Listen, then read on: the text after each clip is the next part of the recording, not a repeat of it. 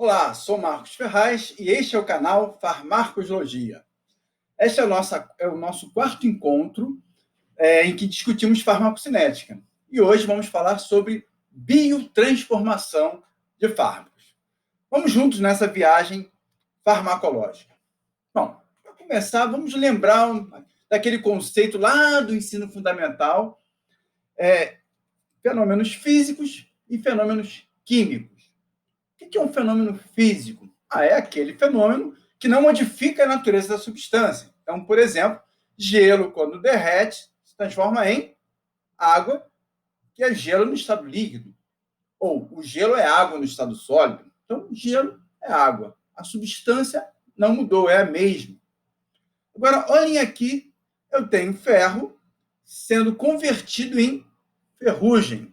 Ferro é uma substância, ferrugem é outra substância.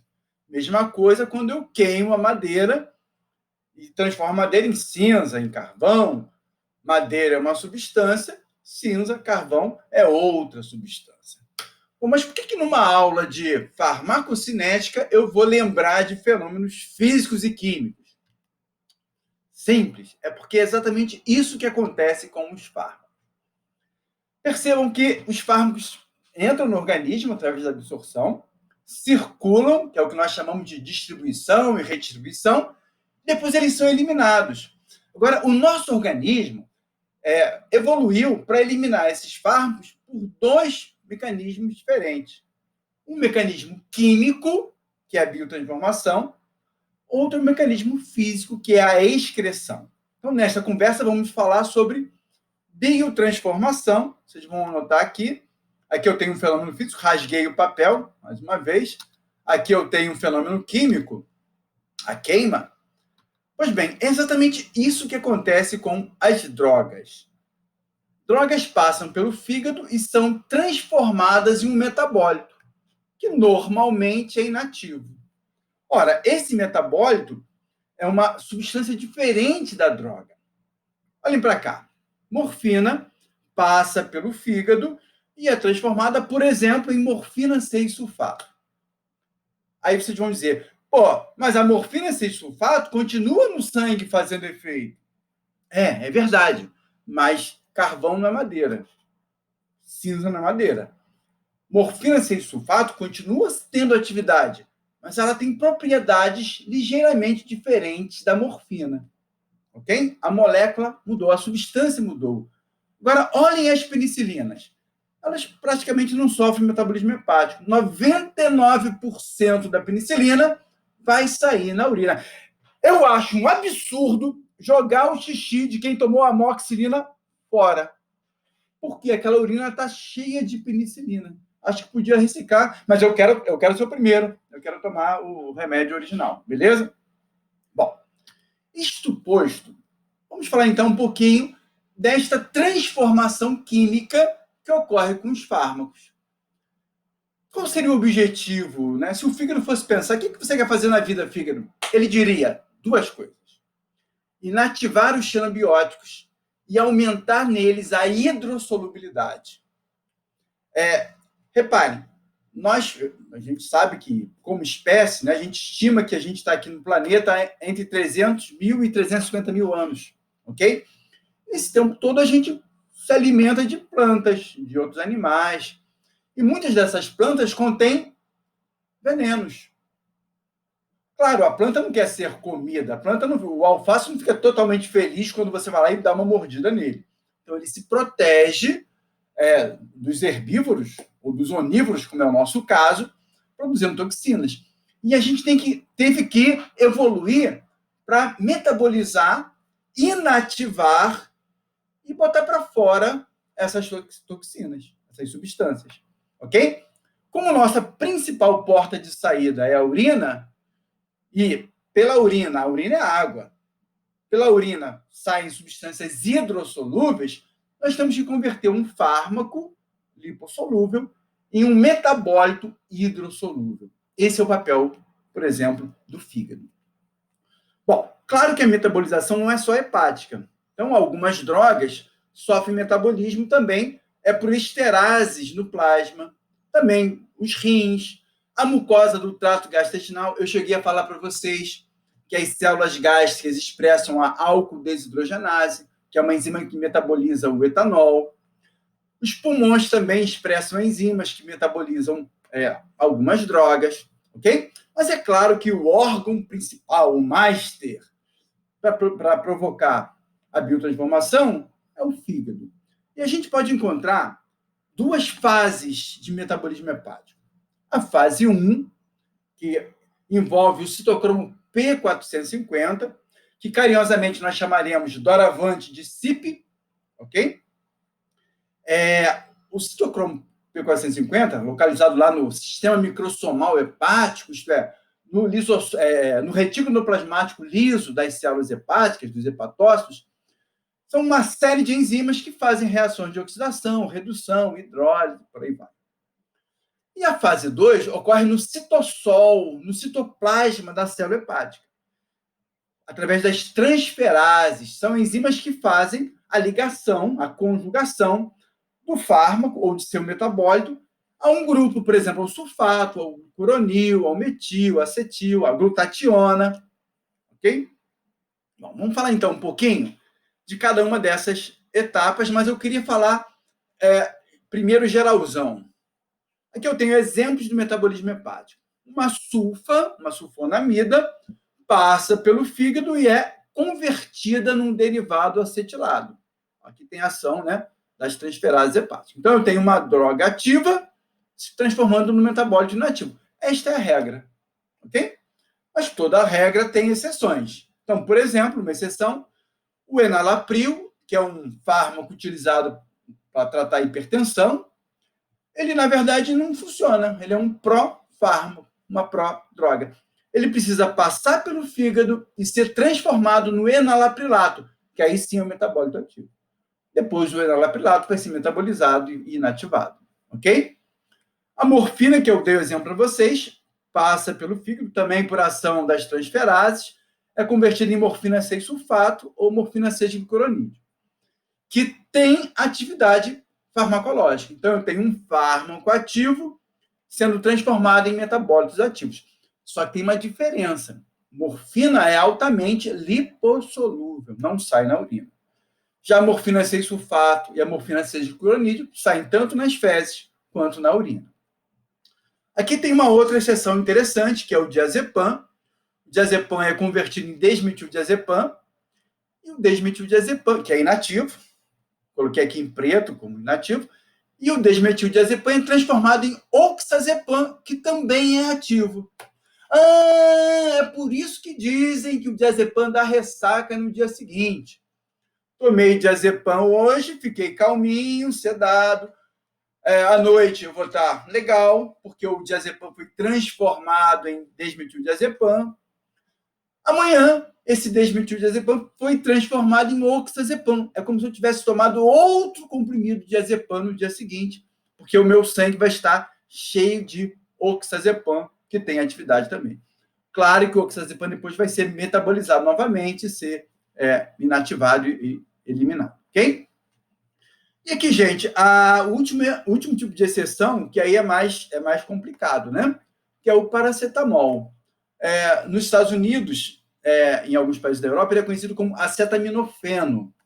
Alguns livros de farmaco mais antigos, os atuais já estão mais corrigidos, mas alguns livros de farmacologia mais antigos, você não acha o paracetamol, você acha o acetaminofeno. É a mesma substância, só que tem dois nomes diferentes. Bom, o paracetamol, quando a gente faz uma dose clínica, uma dose baixa, bem pequenininha, ele é metabolizado pelas transferases citoplasmáticas. Lembrem, a droga entra no hepatócito, quem ela encontra primeiro?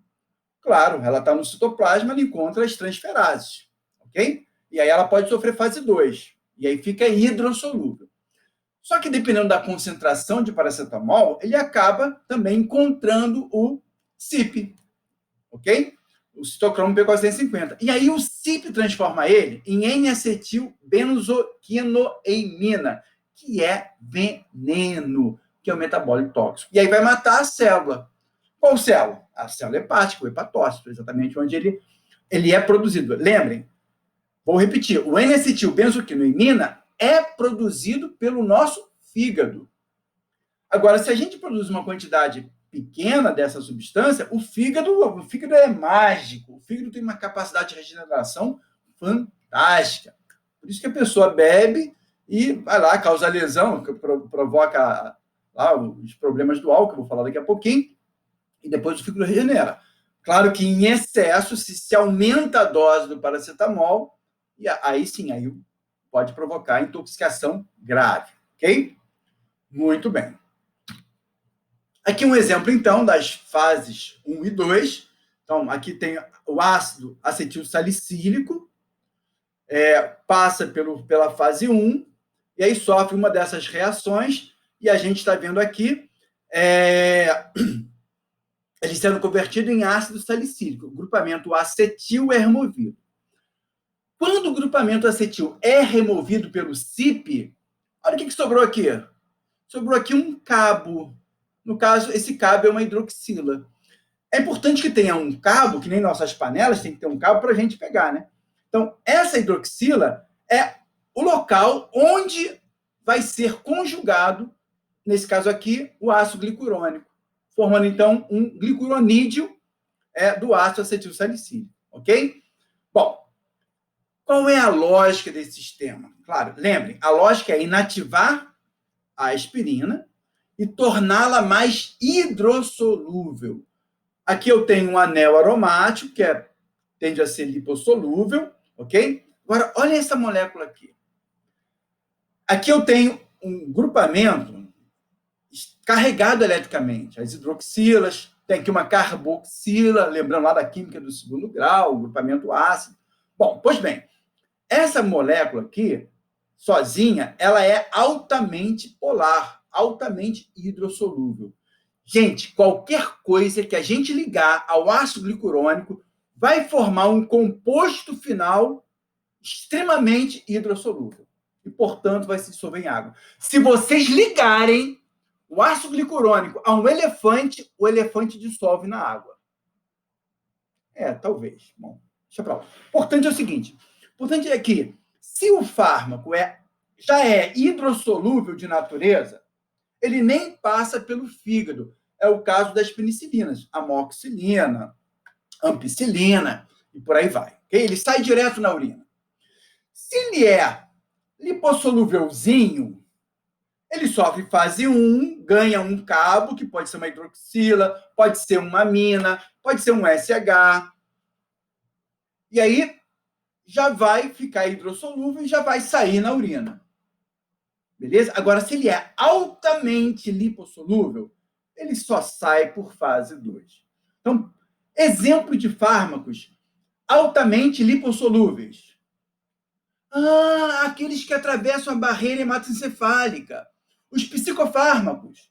Fluoxetina, diazepam, clonazepam, ok? O metilfenidato.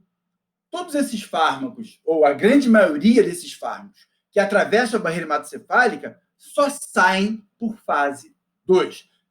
Necessitam, então, da conjugação ao ácido glicurônico para se converterem no metabólito final, numa cinza, num carvão altamente hidrossolúvel.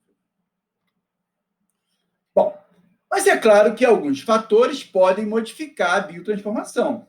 Né? Então, eu sei que um fármaco, eu tenho que tomar ele a cada 8 horas ou a cada 12 horas, porque eu sei que a meia-vida do fármaco depende da velocidade com que o fígado elimina ele. Na verdade, com que o fígado metaboliza. Então, o médico calculou, marcou, toma esse remédio aí de 12 horas. Mas pode ter alguns fatores que alterem essa conta, que façam o fígado metabolizar mais lentamente, e aí o fármaco, ao invés de durar 12 horas, vai durar mais tempo, e se eu tomo no intervalo que o médico falou, de 12 em 12, se o fármaco dura mais tempo, esse fármaco vai se acumular no meu organismo. E aí pode provocar intoxicação. Ao contrário, o meu fígado pode estar apressadinho, acelerar mais rapidamente. E aí, então, em 12 horas, quando eu tomar a segunda dose, o fármaco já deixou de fazer efeito há muito tempo. E aí o tratamento vai para o beleléu. Beleléu é uma palavra meio antiga, mas tudo bem, tudo bem. Bom, mas então que fatores alteram a biotransformação? Primeiro, se alguma coisa diminuir a função hepática. Uma doença hepática, por exemplo, a cirrose hepática. Então, ou uma insuficiência hepática por algum motivo, ok? Então, se o fígado está funcionando deficientemente, o médico tem que ajustar a dose da medicação, né, reduzir essa dose, mexer com o intervalo para que a droga não se acumule no organismo. Beleza? Muito bem. Outra coisa é a idade.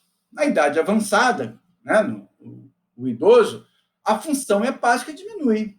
Então, também para o idoso, algumas vezes o médico vai ter que ajustar a dose, diminuindo a dose da medicação. Por quê? Porque o fígado do vovô, da vovó, já não metaboliza com tanta eficiência. E aí, então, a droga tende a se acumular no organismo, podendo provocar intoxicação. A gente viu que aquelas duas linhas, nível mínimo efetivo e nível tóxico, ok?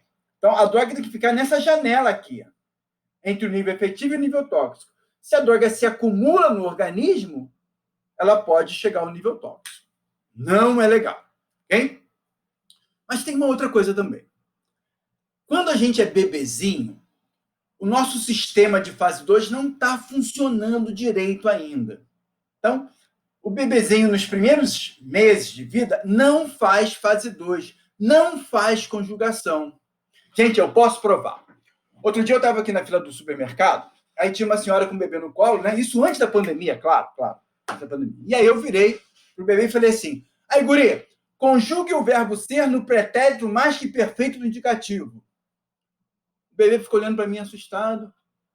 Ou seja, bebê não conjuga. Isso vocês não podem esquecer.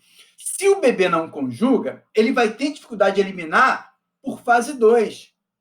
Ora, quais drogas saem por fase 2? Perfeito, vocês mataram. Drogas altamente lipossolúveis. Psicofármacos, por exemplo. Então por isso que não é legal a mamãe, a nutriz, aquela que está aleitando, tomar qualquer fármaco sem recomendação médica, sobretudo psicofármaco. Porque esse psicofármaco pode sair no leite, o bebê vai ingerir esse fármaco e a mamãe elimina molezinha pelo fígado. Mas o bebê vai ter dificuldade de metabolizar esse fármaco porque a fase 2, a conjugação hepática, ainda não está funcionando direito. Ok? Beleza. Bom, outro fator que interfere a biotransformação é a interação medicamentosa. Porque alguns fármacos inibem as enzimas hepáticas, enquanto que outros fármacos aceleram o metabolismo, são indutores enzimáticos. Vamos ver isso com mais carinho, porque isso é muito importante. Então, algumas drogas inibem por competição.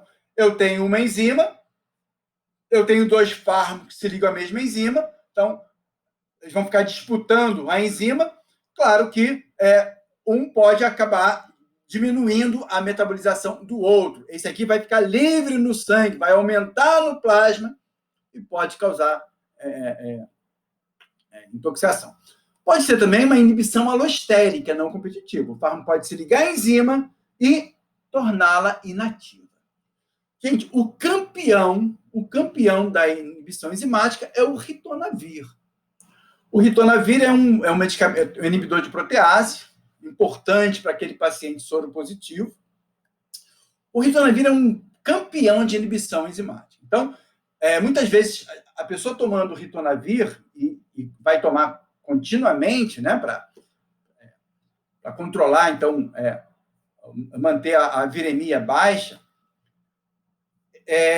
outros medicamentos que essa pessoa fizer uso vai ter seu efeito aumentado, porque o ritonavir inibe o metabolismo hepático, ok? Na verdade, outros inibidores de protease também fazem isso. Alguns antidepressivos, inibidores seletivos da recaptação de serotonina, como a fluoxetina é campeã, a fluvoxamina, a sertralina, são fármacos que podem inibir o metabolismo de outras drogas.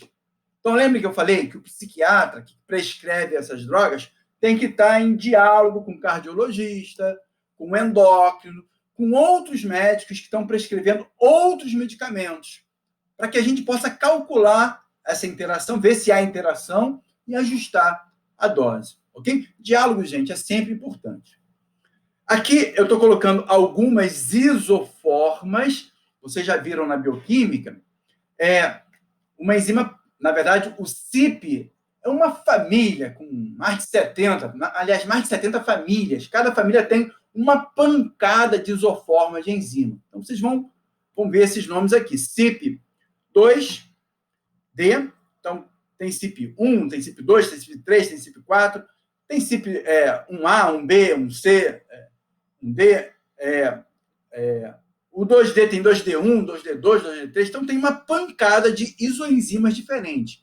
Cada isoenzima, cada isoforma da enzima, metaboliza um grupo de drogas que tem afinidade química, que dá match, ok? Como a gente tem muitas isoformas diferentes, gente, a maioria das drogas que existem nesse planeta, e talvez em Vênus, em Marte, em algum planeta de Andrômeda, vai encontrar uma isoforma do CYP que se encaixa nela e que faça a biotransformação. Claro que tem sempre aquela droga que não quer ligar com ninguém, aí não liga com o CYP. Mas a grande maioria das drogas vai sofrer, vai encontrar alguma isoforma que vai metabolizar. E esses inibidores podem inibir algumas dessas isoformas, como também pode inibir, ou às vezes mais de uma, como também pode inibir as transferases hepáticas. Então, por exemplo, o álcool em doses elevadas, quando a pessoa já está tropeçando as pernas, já está tudo rodando, o álcool depleta esse cofator enzimático, que é o NAD. Porque a álcool desidrogenase, que é a principal enzima que metaboliza o álcool também é metabolizado pelo CYP. Mas a principal enzima que metaboliza o álcool é a álcool desidrogenase. E ela depende desse cofator, o NAD. Então, na intoxicação por álcool, acaba o nosso estoque de NAD, e aí o que vai acontecer é que outras enzimas que também precisam de NAD deixam de funcionar, ok? Algumas enzimas, vocês viram na bioquímica, precisam de um cofator. O NAD é um desses. O álcool, eu costumo dizer o seguinte, eu tenho 2 filhos. Esse filho aqui é levado pra caramba, tanto é que tá com um esparadrapo, porque ele se machucou, e esse filho aqui é calminho.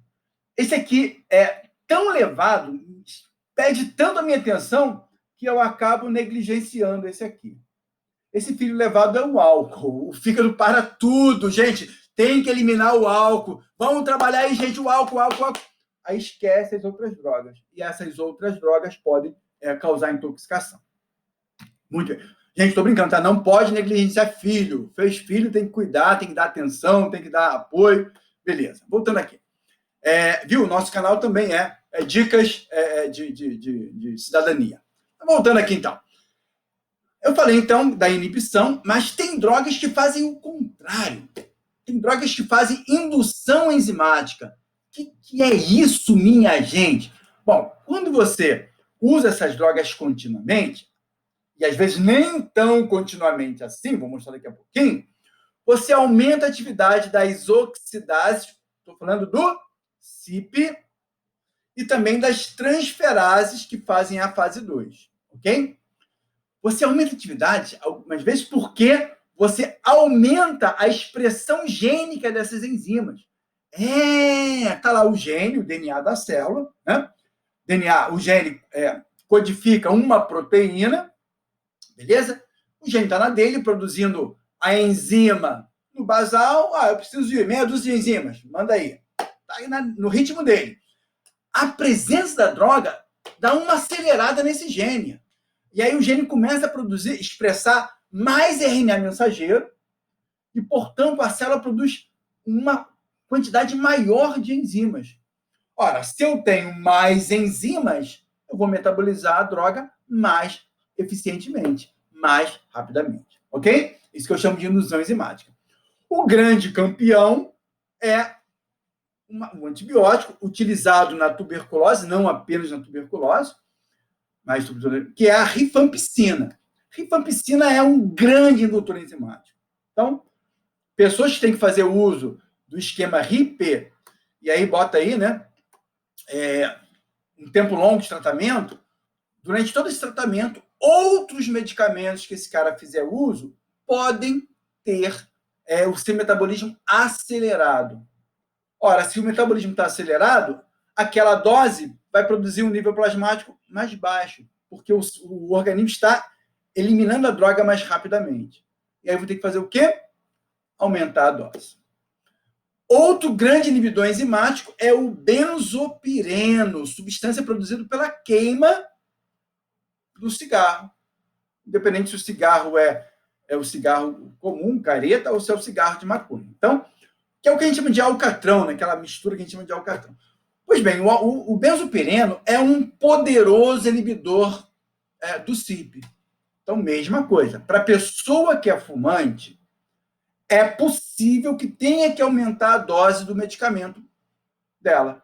Então, aquela dose do medicamento para pressão, e que todo mundo toma aquela mesma dose, e para mim não funciona porque eu fumo. Tá, gente? Lembrem, cada pessoa é um universo. Então, o médico que vai ter que fazer essa conta. Claro que o médico vai virar para o cara e falar, você tem que parar de fumar. Mas se parar de fumar fosse fácil, ninguém precisava ficar insistindo, né? Parar de fumar é um negócio complicado. Mesma coisa né, em pessoas que precisam de medicamentos psiquiátricos. Então, as pessoas são fumantes. E aí a gente vai ter que aumentar a dose, algumas vezes, do medicamento psiquiátrico, porque o cigarro acelera o metabolismo hepático. Grande parte dos anticonvulsivantes, que também são usados como estabilizadores de humor para o paciente bipolar, também são utilizados em dores neuropáticas, como a enxaqueca. É o caso da carbamazepina, da fenitoína, dos barbitúricos, também são indutores enzimáticos.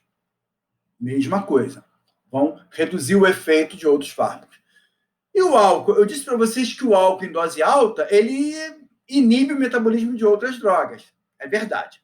Mas em doses moderadas, aquele etilismo social, o álcool faz o contrário. O álcool não só aumenta a expressão do CYP2E1, sobretudo, como estabiliza o RNA mensageiro. O álcool vai lá no gene e fala, aí, DNA, vamos produzir mais CYP2E1.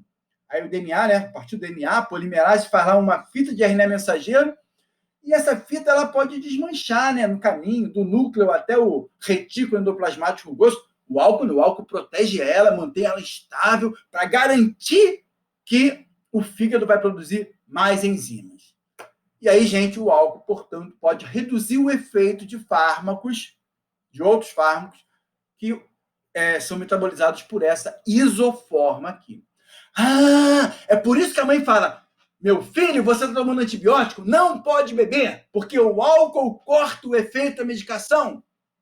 Gente, a mãe pode nunca ter estudado farmacologia, mas mãe sabe tudo. Então respeitem a mãe. Mas mãe, eu tomo ampicilina. A ampicilina não é eliminada pelo rim, não depende do CYP. Não quero saber, não pode beber. Gente, respeita a mãe. Se a mãe falou, não discute não. Tá? A mãe está sempre certa, ok? Bom, estrógenos que estão presentes nos contraceptivos hormonais também são indutores. Hidrocarbonetos aromáticos policíclicos, né, que a gente chama de HAP, também são indutores de sua forma do CYP, entre outras drogas, ok? E aí eu fiquei pensando uma coisa agora. Ó. Imagine aquela mulher que bebe, fuma, toma anticoncepcional e faz churrasquinho na esquina. Caraca, e o fígado dela tá bombando, né? O fígado dela tá aceleradíssimo.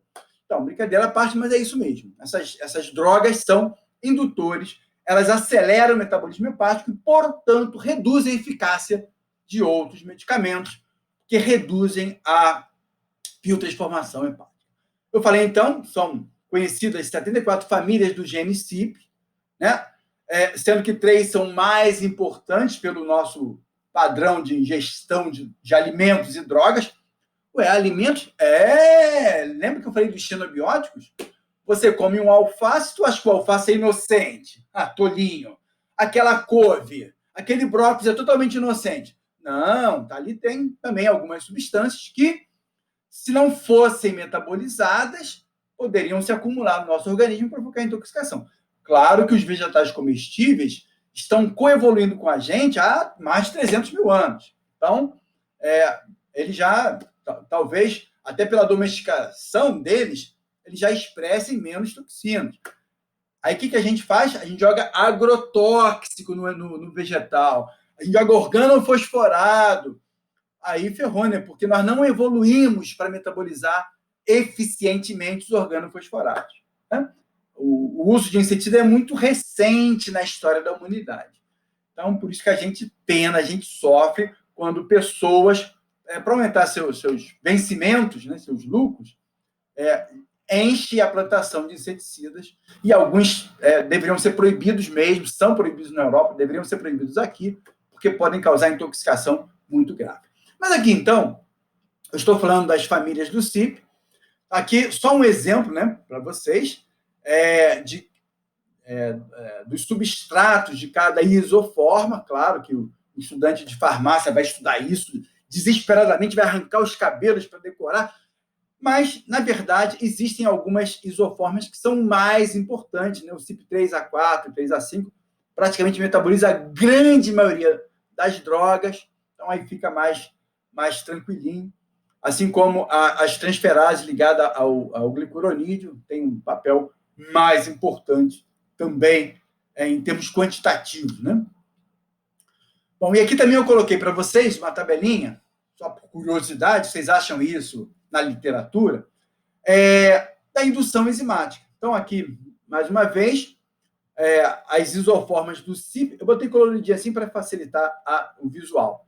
Então, cada isoforma do CIP, CYP1A2, por exemplo, metaboliza paracetamol, tamoxifeno, teofilina, varfarina, bem. E olha só o que acelera, o que aumenta a expressão dessa enzima, o cigarro e aquela fumaça do churrasco, ok? Então, isso pode reduzir o efeito do anticoagulante. Reduzir o efeito do anticoagulante, cliquei errado. Reduzir o efeito do anticoagulante pode significar risco de trombose, risco de acidente vascular encefálico isquêmico, ok? E assim por diante, tá? Vocês olhem isso, vocês vão encontrar isso na literatura, ou então dá um pause no vídeo e aí dá aquela copiada se vocês tiverem interesse. Muito bom. Aqui também uma outra tabelazinha, que eu esqueci de botar a referência, vou colocar depois. Também, aqui dos inibidores, perdão, aqui são os inibidores. Alguns inibidores são fracos, alguns inibidores são fraco, não, moderado, né? Moderado a fraco, alguns inibidores são muito fortes. Então, inibidores fortes vão fazer o quê? Vão inibir a enzima, e aí a droga que depende dessa enzima, no caso do CYP3A4, que é a maioria das drogas, vai ter seu nível plasmático aumentado. Aqui os inibidores, aqui os indutores do CYP3A4, que é, como a gente viu, é uma das enzimas, das isoformas, né, da enzima, que mais metaboliza drogas no nosso organismo. Ok? Muito bem. Beleza. Aqui do 2D6, outra isoforma muito importante. Aqui inibidores fortes, fluoxetina, paroxetina, que são antidepressivos, tioridazina, que é antipsicótico. Bom, agora, o que pode afetar a biotransformação do fármaco, né? Então, há diferenças individuais para qualquer fármaco, gente, vocês conhecem isso na prática. Né? Tem gente que vai para o bar beber aquela cervejinha social, aí toma um copo de cerveja, o mundo já está girando, e a pessoa descobre que realmente o planeta não só é redondo, como ele gira, beleza? E tem gente que bebe um pouco mais e está bem, ok? Então, isso depende da velocidade com que o organismo de cada pessoa, de cada, né, sujeito, que é um universo, metaboliza. Essa diferença individual depende de fatores genéticos, tem uma genética aí, de fatores epigenéticos, que a gente pode discutir isso depois com mais calma, em outra oportunidade. Mas a gente nasce com um genoma, e esse genoma ele vai ser modificado, alguns genes vão ser mais ativados, outros vão ser inibidos por fatores ambientais. né? E algumas coisas epigenéticas a gente passa para o nosso filho, né? Algumas vezes a gente modifica epigeneticamente nossos gametas. Isso é uma outra conversa. Os fatores ambientais, ok? E aqui eu coloco entre fatores ambientais, eu vou colocar questões sociais, o teu estado de espírito também. Então, o efeito da droga varia muito também de como você está emocionalmente. De qualquer droga, gente, qualquer droga. Só para ilustrar isso aqui, eu vou afirmar para vocês que não existe tratamento psiquiátrico sem psicoterapia, sem o suporte psicoterápico, sem o suporte afetivo, sem o acolhimento do psicólogo.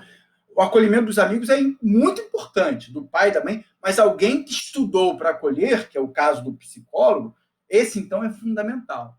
Porque o trabalho do psicólogo vai afetar diretamente o funcionamento do fármaco psiquiátrico, ok? A idade, a gente já viu, né? Quando a gente é bebezinho, a gente não faz fase 2, a gente não conjuga. Na idade avançada, né, o idoso, a partir de 65 anos, a função hepática já funciona menos. Gênero sexual, a gente precisa discutir depois com mais carinho. Fatores mórbidos, ou seja, outras doenças que afetam, por exemplo, o volume de distribuição do fármaco, a doença hepática, a doença renal, tudo isso pode interferir no funcionamento das enzimas hepáticas. E as interações medicamentosas, os indutores do CYP e das outras isoenzimas e os inibidores do CYP. Muito bem, a menina está feliz. Por quê? Porque ela entendeu tudo de novo. E vamos ficar por aqui. Se você curtiu, dê aquele like, divulga para os amiguinhos, compartilha. Enfim, essa é a ideia, a gente transformar a farmacologia, que é uma disciplina que algumas pessoas consideram assim difícil, transformar em algo mais palatável, algo gostoso da gente aprender. Ok?